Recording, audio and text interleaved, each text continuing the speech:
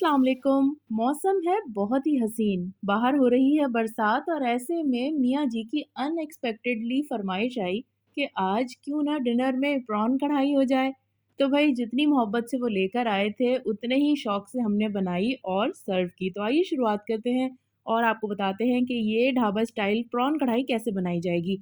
आधा कप के करीब ऑयल लिया है और उसमें हम डाल रहे हैं 3 बड़े साइज़ के टमाटर जिन्हें बारीक-बारीक काट लिया है। चाहें तो आधे टमाटरों का पेस्ट बना लें और आधे काट लें जैसे आपको सहूलत हो।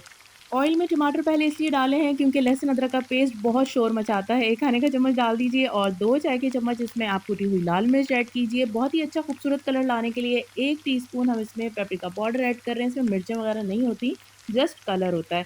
1 चौथाई चम्मच हल्दी का इस्तेमाल करेंगे और आधा टीस्पून इसमें हम गरम मसाला डालेंगे।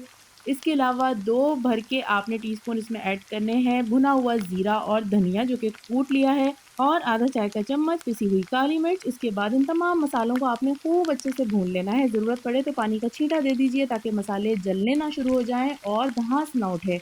इस तरह से जब इनकी सूरत निकल के आएगी तो हमने प्रॉन्स शामिल करने हैं। ये 1 किलो प्रॉन्स थे, साफ-सफाई के बाद 3 पाव के करीब रह गए।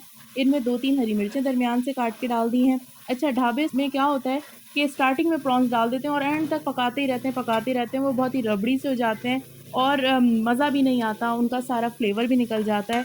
तो बेहतरीन तरीका यही है सी फूड बनाने का कि आपने कम से कम इनको पकाना है और नमक भी यहाँ पर साथ में शामिल कर देना है। ये लीजिए मज़ेदार सी प्रॉन कढ़ाई तैयार हो चुकी है।